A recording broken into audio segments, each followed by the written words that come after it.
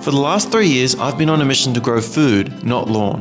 Between our quarter-acre block and Maddy's Nonna's place down the road, I've transformed 700 square metres of lawn into thriving vegetable gardens on a budget. And today, we're at Nonna's place. Summer's over and this patch is a mess. But it's one that I'm proud of because of the journey to kill this lawn. So in this video, as we get these beds ready for winter and plant some garlic, I'll share with you what it took to turn this lawn into a vegetable garden and 4 essential tips that will save you a lot of frustration if you're considering a lawn transformation of your own. Maddy's going to be helping me clean up this garden today. So then how do you dismantle it? But don't let her pants or deep gardening knowledge fool you. What's it called? Mulch? This woman does not love gardening.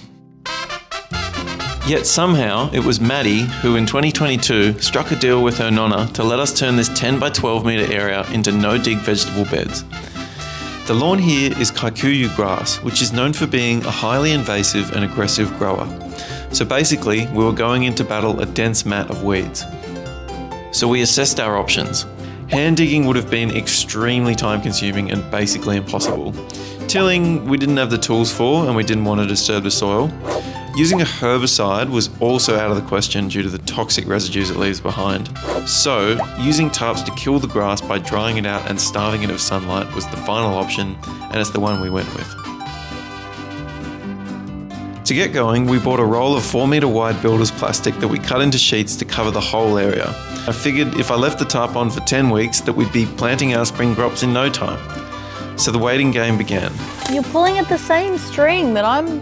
I just cut this one. After 6 weeks, I peeled the tarps back to find the grass looking pale and sickly, but not dead. I measured and marked out the beds with builder's string and stakes, then cut down the tarps so each bed could stay covered. For the paths between beds, I covered these with cardboard and wood chip mulch and hoped this would be sufficient to stop the grass from coming back. 10 weeks slowly rolled around. I pulled the tarps off and it looked like the lawn was pretty well dead. There were some grass tufts peeking through, but I thought I could easily manage those areas.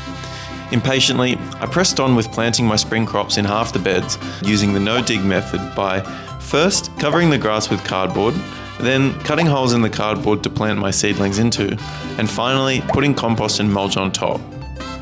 I was chuffed with myself that we'd made this much progress after only 10 weeks.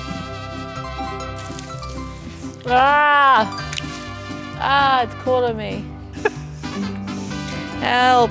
But when I came back a few weeks later, it became clear that this Kikuyu grass was not only not dead, it was coming back with the aggressive vigour it's known for. I let the plants continue to grow, but eventually ripped them out because the yield was so poor. After 20 weeks, it dawned on me. I can't do this. My impatience was the lawn's source of strength. The only way I was going to kill the grass was by continuing to tarp it and just wait it out, which is what I did. And then one day, 8 months after starting this project, the lawn was dead. While it's hard work getting the patch ready for winter, it was even harder work getting it established. But turning this lawn into a vegetable garden has really paid off. This past summer we harvested over 90 kilos of fresh produce for us and Nonna. So, here are my 4 essential tips to save you time and avoid frustration if you're embarking on a journey to grow food, not lawn. There are many ways to kill a lawn: tilling, tarping, building over it, or completely excavating the topsoil and importing new soil. The trade-off with all of these options is likely going to be time versus money. If you want it done in a weekend, it'll cost you an excavator and a boatload of soil. If you want to do it as cheaply as possible, then be prepared to be patient.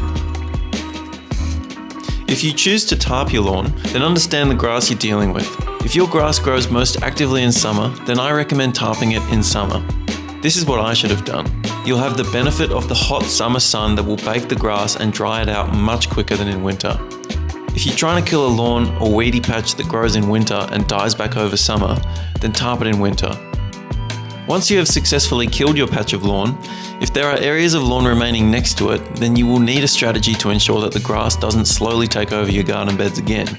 If you have running grass, don't use edging for this unless it's really deep. Otherwise, in my experience, it just doesn't work. What I do is I dig a trench which the grass can't traverse as easily, and then I use an edging tool to cut any runners that start to creep over. If your lawn has been established for many years, you may find that the soil is not in great condition. It may have nutrient deficiencies, contaminants, low organic matter, or it may be compacted. A soil test is a great way to find out any specific issues that you might need to deal with. If you can begin to address them before you plant, then you will likely have a lot more success with your first crop. I've been improving the soil in Nonna's backyard by spreading rock dust, forking, and growing cover crops. So it's taken us the whole day to get this patch under control. I know I've been giving her a bit of a hard time, but I couldn't have done it without Maddy. And although we're pretty exhausted now, I think she may have even enjoyed herself today. If you'd like to follow our sustainable living journey, subscribe to my channel. And I'd love to hear about how you established your vegetable gardens and your tips in the comments. Thanks for watching.